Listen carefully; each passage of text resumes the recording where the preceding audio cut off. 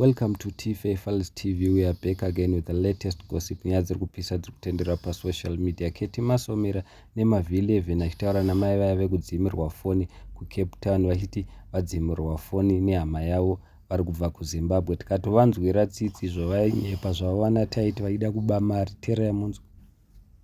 Network yakatodhaka.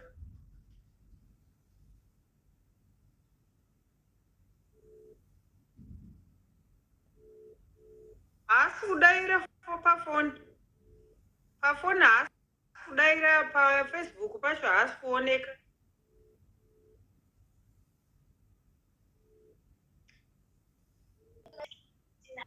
Halo, maswera sei?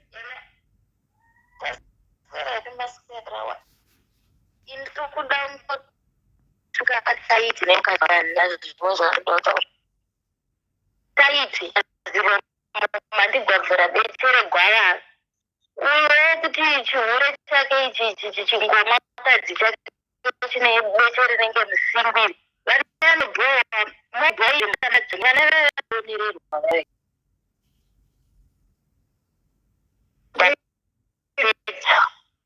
Matopedza?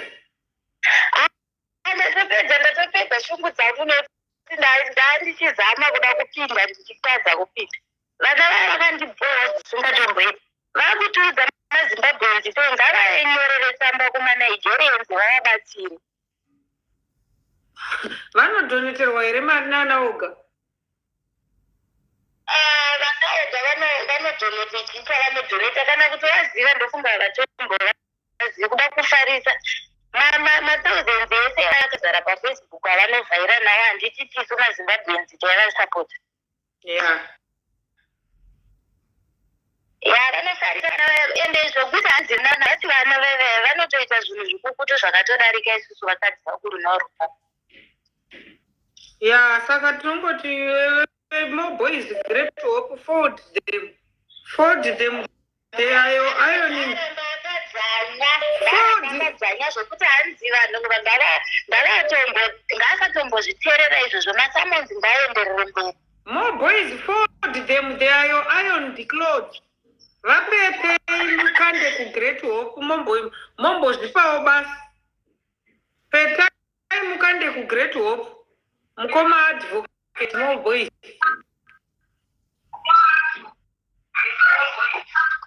Hello, yes security me.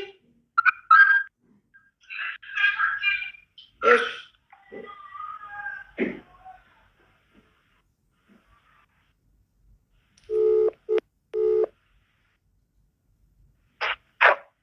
Hello, security. Hello, caller. How are you? I'm fine. You don't go to go. We must romo. Kuti muromo nemachende makuti ukazvanzara unoshosha.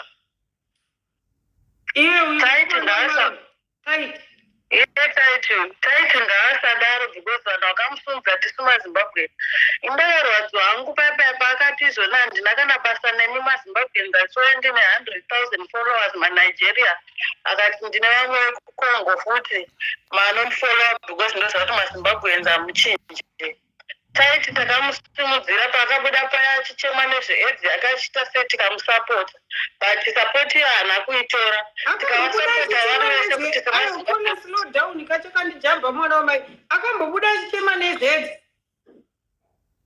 Kwekutanga kuya kuyakapa aiti zvoni inini handizvari ndine HIV and AIDS yangu paye vanhu pabuda nyaya vanhu vabudisa kumafira kwere vangu kudhara vanhu vakabuda achiti zvoni taiti ari kurwara akabuda achichema achiti ndinorwara zvangu ndiri ngomwa handizvari hakusi kuda kwangu. Tikamunzwira tsitsi akaita musikana wake vakanonoka kuita mwana vasingaite nhumbu vanhu vachivatuka achibuda kuti achinzwisa tsitsi kuti dai kuri kudawo kwedu hakusi kuda kwedu mwana tinotomudawo. Tikamufollowa tikati maupcoming edu vakaita zvakanaka vachiekita zvakanaka vachiita sei but pakuzotuka maZimbabweans nhasi ari kutiudzira zvemasamonzi ngaaerenge kachuru. Saka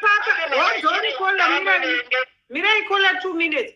Saka paakabuda paitaura zvekuti kuita mwana ndiri kurwara hongu ndinorwara hangu aitaura nechirungu here kuna Oga kana kuti aitaura nechirudzi chedu chekuZimbabwe? chekuzimbabwe vamwe vanotoiziva paitaura izvozvo aitaura nechirudzi chedu chekuzimbabwe saka aitiudzirei kana ende thank god ndandisina kuzviziva dai ndakazviziva ndakaribvarura nazvo saka aitiudzire chii kana asina basa nesu kureva kuti aitishandisa for my emotions edu kuti timufollowe then ozotijamba ozoda kuti anzi anodhila nevamwe avo haaticheti zvekudaro sisonge we are together in this business saka ipapapa chiri kutondinota ndechekuti ari kutiudzirei zvemasamonzi akadi kupa manigeria navakongo vamuverengere vamuudze kuti zvinorevei ndongoti great hope taimi taiti maromo zero rambai makadzvanya mukoma great hope ndizvozvo mukoma moboys hanzi vapetei mukandire kuseri kwetireni vapetei koiwera uda kutimbira nzedu apapi kwavo vakutosvika mune imwe korasi yemama wane handanichimoda kuti pane imwe korasi anoda kuti haisi angafanha uzongoti gongo mutoto havadi havo kuimba zinonyaziva badai angoisawo kuti gongo mutoto kuti tizive aiwa tovataurira aiwa zvido zvenyu kunyanya ndinotenda basi tikarakaita kushawa sematenda aoga ashumba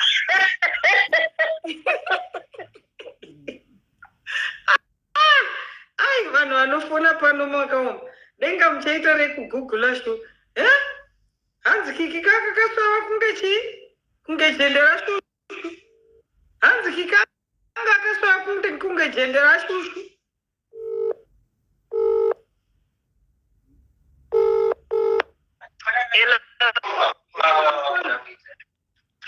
Hello? Yes. Madam. Ndiri right hangu muri sei? Vanonyatsoziva kuteme vanotonyura takatarisa kasekutamba. Vanonyatsoziva defamation of character, especially if you publish zvinhu zvomumwe munhu kunyanya social media. It's a serious allegation kwete zvavari kuita vachitamba zvavo izvo. Ende vakapusha pamusoro pazvo vakutoita tuma mumavhidhiyo vachitoganza vachisinyama zvavo. I hope izvesi tichanzwanana manje.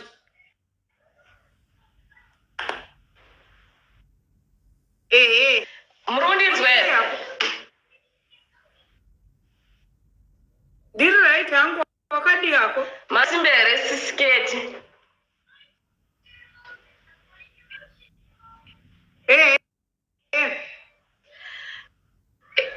Murundinzwe. All right. Okay, I don't know what was happening, but I know it was a challenge. I don't know from where. At the same time, Mom Chifona Zmenamba and Tumbuzio Zabepi, that's what phonera. But I'm happy with the pinda. Magadigo Mafanza Sisiketi. Ndini mkazuya ya ukunzi na tight adzimirwa phone. Achibva kuZimbabwe nehama yake. Amadzangu, it was a fake. Taita akanyepa. Again, ndichiti ndinonzi chosen one. IK and talk to content creators at the same time. Ndiri musician. So taita ane video yakambokanda pa Facebook pake achiti vanoda kumaketwa zvipo zvavo vane ndini vandavhurwa mapage kana kubatsirwa monetization ndibate panhamba idzi semunhu angaino chido nemwoyo chekuda kuti ndipusho ministry yandiri kana kuti zvandinoita ndakabata tight ndobva ndamufonera akati okay it's fine saka mari yatochaja isusu iko zvino tiri pa special tinochaja tipei 1000 then motitira indrive I mean Uber from work kwatinogara kusvika kumba kwenyu zvese nekudzokera then chikafu chachadya musi iwowo munofanirwa kunge muri munoita sei munoita take care of ndikati okay zvakanaka ndibva ndamubhadhara mari yake zvese ndikamusendera ndikamuitira Uber iye akauya vauya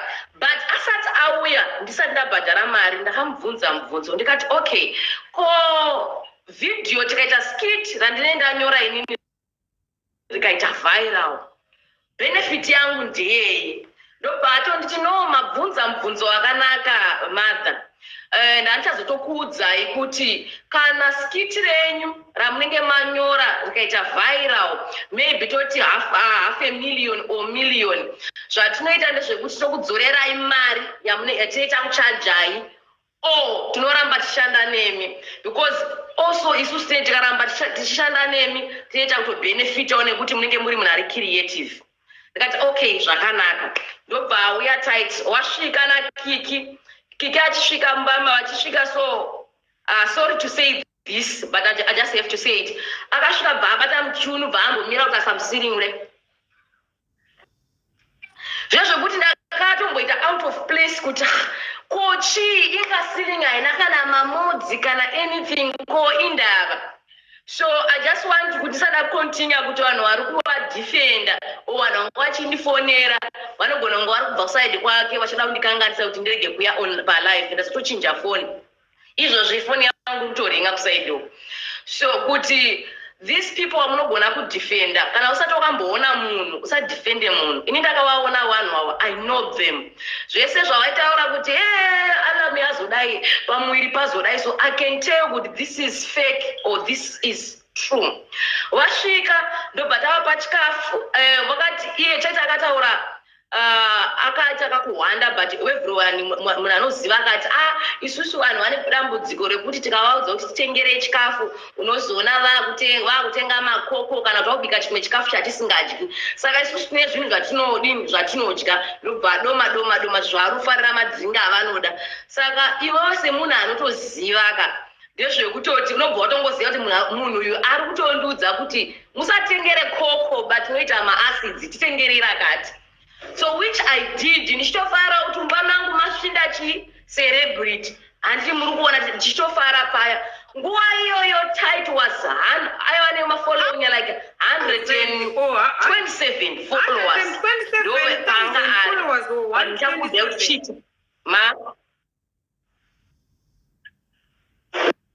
127 followers ndo dzanga inadzo. Taita skiti zvakanaka ndobva tapedza ndobva skiti riya ane pati yaakabvisa yaiva nemusoro wenyaya. Inini semunhu anga anzwa kuti skiti rako rikaita viral tinoshanda newe, I was so excited kuti at least regedza tese ndishande nesimba. Tatodiscussa nemurume wangu kuti let's do it. Skiti repiripi ratingaite kuti riite viral. Ndobva tanoongorora nyaya tikatarisa kuti tikaita vanhu vakawanda wanzwa nekudzimirwa foni muCape Town, ngatifambei takadai. Tafamba takadai tapedza kuita skiti takata kuti asati tatomboita skiti akati no skiti iri ngatirite sereview. Ini ndobva ndaramba ndikati no ini handingakwanise kuti tiite sereview nekuti vanhu vakawanda vanondiziva ine ndobetray vanhu vakawanda, besides I don't want to do that way. Ndobva vati aiwa taita sereview then tozoti it's a prank kumberi. Ndobva ndati okay, that's fine, that means I can prove my point. Saka takaita skiti sisketi nemafans enyu ndikuudze taita skiti. Ndobva ndatobuda imwe pati ndikati it's a prank. Takatoti it's a prank tese, it's a prank. Ndobva ndabuda ndichitaura musoro wenyaya, the reason why taita skiti. Ndikati weduwe unoona munhu anotora muhama yake kuti iuye oidzimira foni, unoda kuti munhu azoita sei? Unotora mumwe munhu senge ane mwana saizvozvizvo womudzimira foni, munhu iyeye unoda kuti azoita sei? That was the point and the reason itaida kubuditsa. Ngoma taiti takaende kana tikaita mamwe maskiti tikati zvakanaka akatoti skiti renyu iri ndaona maita viral or something like that. Aenda ndakazoshamisika vanhu vakunditi ko iwe unoti vanhu vakafona, ndakangoona mafoni from nowhere uyu ari kufonera murume wangu uyu ari kundifonera chii vanhu vari kufonei ndobva ndapika hatisi kuziva kuti skiti raitika. Saka musati matiudza kuti makazotanga kufonerwa chii chaitika angazobudisa skiti rekuti chii, because pane vamwe vanhu asina kutombosangana neskiti iro. Indoriziva ndakariona, but ndiri kuitira umwe munhu ari mucomment section asina kuriona because mamajamba makuti mama akufonerwa nevanhu. Akabudisa makaita skiti rekuti chii chakabudiswa, akabudisa kuti chii kunze.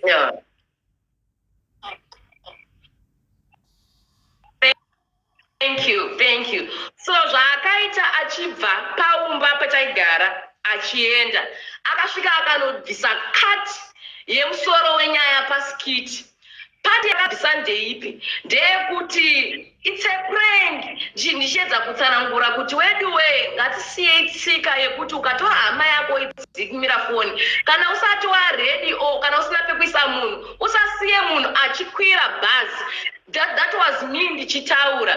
Ndobva asimuka kubva pachaigara kwakuenda kwakunobvisa that part ndobva anyora musoro wenyaya vatisina kuwirirana wekuti mukadzi uyu adzimirwa foni kuCape Town nehama yake. Ndozvaakanyora. Saka ndozvakaita kuti skiti riche viral zvarakaita and ndozvakaita kuti vanhu vanifonera kuti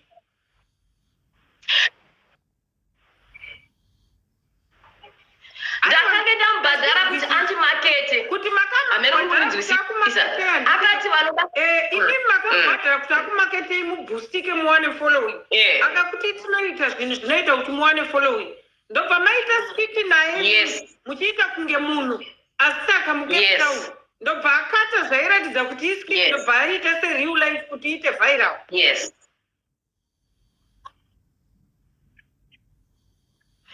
Aifana kuisa zvese kwekupedzisira pati yakakata ndiyo pati aifana kuti vanhu vasazoita shocking and aifanirwa kunditega on the same skit zvese nekunyora kuti was a prank. Iye nekuda following nekuda kuita viral kwakunokata zvese zvetatawirirana kuti aise kwaunonyora musoro wake wenyaya wakafunga ega kuti skiti riche viral. Ana kunditaga nditoinaro ndokwanisa kutoforward direct WhatsApp. Ana kunditaga WhatsApp kwangu ana kune vavari kanganwa nevakamboriona ndoda uriplay futi because pepe isusu takatochema tichiona makabata mwana muchiti ndabva kuZimbabwe ndikanzi ndiuye ndasvika ndadzimirwa foni. Saka paya pana madonations akabuda here paya kubva kuvanhu?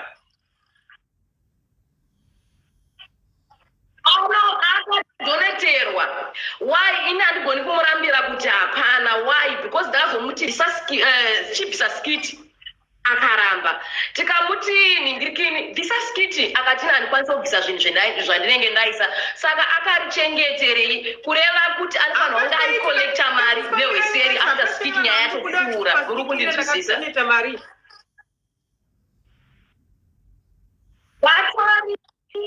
Siketi but ina nombozvisa hangu musoro because I was threatened so anakwanisa kudini kuzoenderera mberi muri kunzwa but mari akapiwa zvokuti inini mumwe munhu pakaita munhu sorry I'm not saying zvakaitika but pakaita munhu anotaura kuti taiti akapiwa mari akawedzera kutenga mota handigoni kuramba. Why ndichidaro? Nguva yakauya vana taiti angasatane mota that was before kuenda kuZimbabwe. Achipedza skiti iroro richifamba zvisingaiti rari pa 127 followers akasvika pa 170 something followers in one week with the same muda kuti 170,000 followers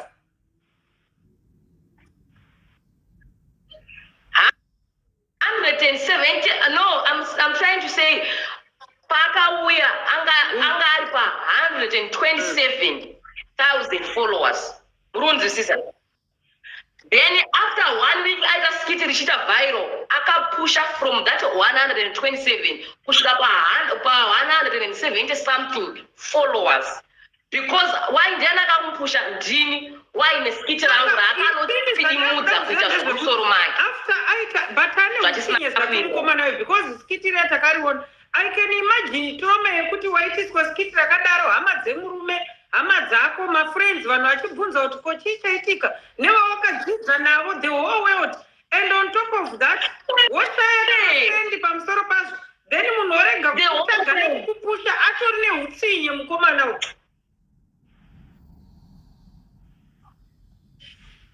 Sisikati munhu uyu ane utsinye kwete hwemafanisi.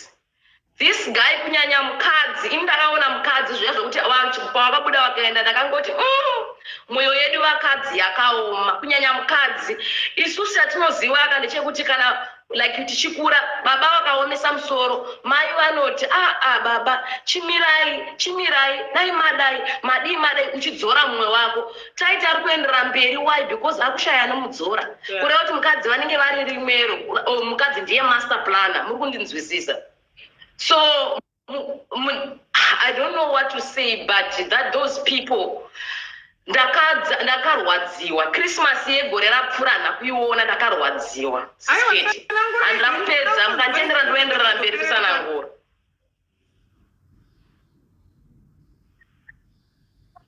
Alright.